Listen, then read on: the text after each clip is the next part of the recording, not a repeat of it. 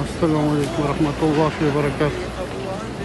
Қасиетті Меккенің құрметіне жасалған, қасиетті Қағбаның құрметіне жасалған барша дұға тілектерімізді қабыл қылайсыз, я Раббым Алла. Рақымжанұлы, ағарыс інімізді Аллахым, я Раббым, ешқандай қиыншылыққа душар ете көрме.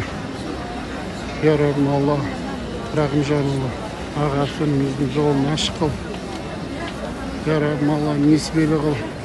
Бақытты баянды өмір сүру нәсіп, елімдеп, жерімдеп еңірейтін қазақтың батыр ұлдарының қатарынан қыл.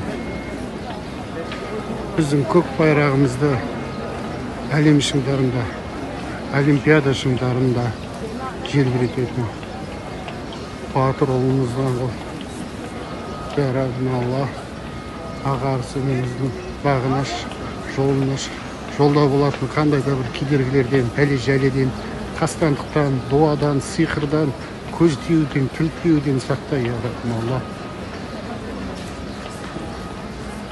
Әкесінің, анасының, ата-әжесінің, біздің еліміздің, жеріміздің байғайының, мақтаныш ұлдарының қатарынан біздің көк туымыздың әлемге танытатын батыр ұлдарының қатарынан.